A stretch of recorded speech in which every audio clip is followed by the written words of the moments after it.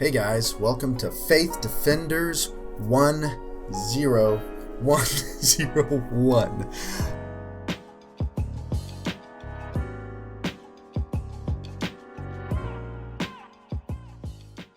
But I'm excited to cover these different topics on defending the Christian faith, and so we're going to get right down into it. And just to give an introduction on what it means to defend the faith, the official word for it is apologetics. And it's not that you're apologizing for your faith. Apologia means in defense. It means in defense of. That's the Greek word for in defense of, apologia. And so this is what we're going to be doing. We're not going to be afraid to tackle tough questions because I believe God has all the infinite wisdom, all the infinite knowledge in order to answer any question that is out there. And so if you have any questions in regards to God, in regards to your faith, be sure to leave a comment below and I'll get back to you. So we're going to be doing some apologetics, and the first one that I'm going to be tackling is one that really got me. So I started my faith journey when I was at a young age.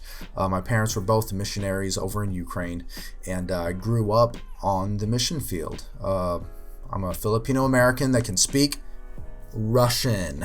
Of course, I haven't practiced it a lot now, so every time I speak Russian now, I sound like an American because I've been here for about, I've been here for 12 years now. It's been 12 years since I left Ukraine. So going on from there, I got to see the ministry, and I really had a moment where I started questioning what I believe when I was about, I'm going to say 14 and 16. I don't remember that exact age, but I remember looking at a book, and the book said, "Why do you believe?" And so I asked myself that question: why do I believe? Why do I wake up every Sunday morning, go to church? Why do I do setup? Why do I pray for people? Why am I leading a Bible study? Why am I reading my Bible? Is this all even real? And so that started on my journey to know why God is real. And I know a couple of people approach this differently. Instead of looking for why God is real, they look for why God is not real.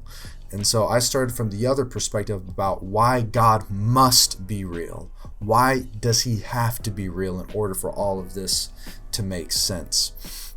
And so we're going to be tackling our first topic of discussion, and that is the moral argument. I'm going to put some points up here. The moral argument is, if God does not exist, objective moral values and duties do not exist. 2, objective moral values and duties do exist, therefore God exists. Now, if you didn't really understand what I was talking about when I was saying that, just to break it down, the real question is, and this is a question that I get a lot, why do good things happen to bad people, and why do bad things happen to good people? If God is all good and loving, we are Christians, why do bad things still happen to us? And a lot of times people will use the argument, if they haven't thought it through. A typical argument would be, I don't believe in God because if God was so good, why do kids get cancer? Good question. Or if God is so good, why did he let my grandma, who loves God and goes to church every single Sunday, why did he let her die? Good question. Why did you can think of any numerous tragedies and use that as an excuse to not believe in God. But the problem is, whenever someone asks a question like that in regards to a tragedy, the person doesn't have a problem with God's existence. What they have a problem is his character. But that's a topic for another discussion. What I am going to be tackling, though, is how we can use morality as a tool to realize that God really does exist. And so, if God does not exist, that means good and evil do not exist. Because how do we know what is good and what is evil? By the standard that we have.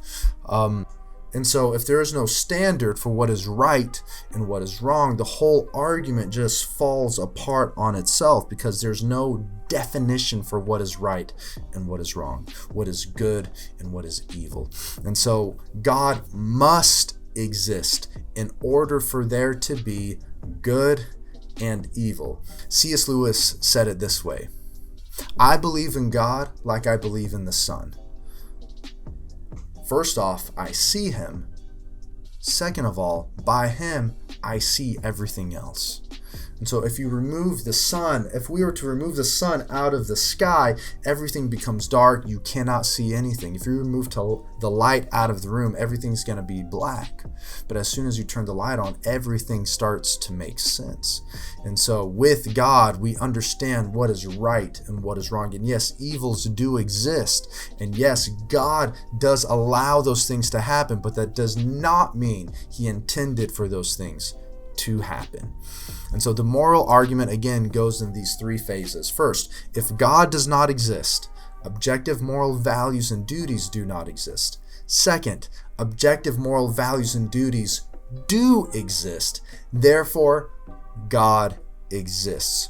Now I'm going to end with this last argument that is typically brought up, like what is right and what is wrong, what is good and what is evil. That's determined by the society in which we live in. Some societies determine, same-sex marriage is okay. Some societies determine that, living with your boyfriend or girlfriend is okay. Having multiple partners is okay. Some societies believe that's okay, and that makes it okay. Okay, so if we're going to base our knowledge of what is right and what is wrong on what society dictates, was what Hitler did wrong?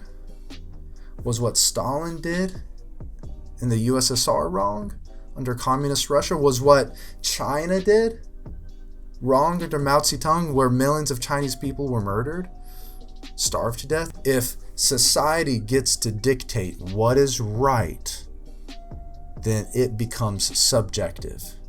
And society sometimes gets it wrong. Just because the majority decides something is right does not make it right. The majority doesn't get to determine what is right and what is wrong. The only person who gets to do that is the standard by which we hold to, and that is God.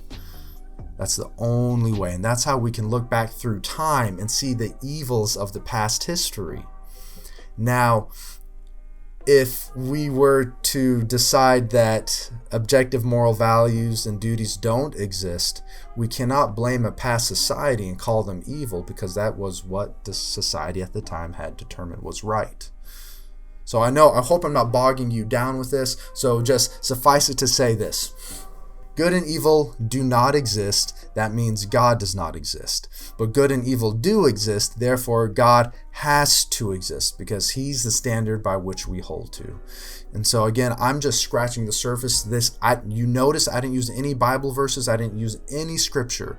This is just a segue, a gateway into determining who God is, and then we can decide what kind of God he is, and we can start answering the tougher questions. But you first got to determine, does God exist?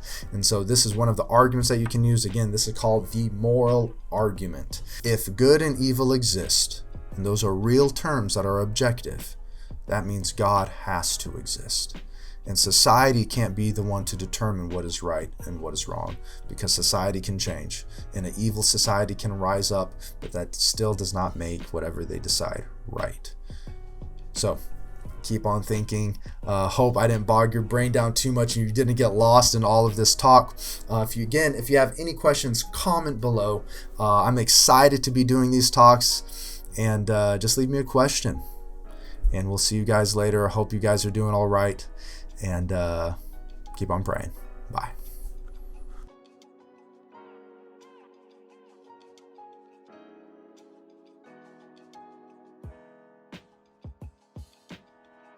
And yes, welcome to my office.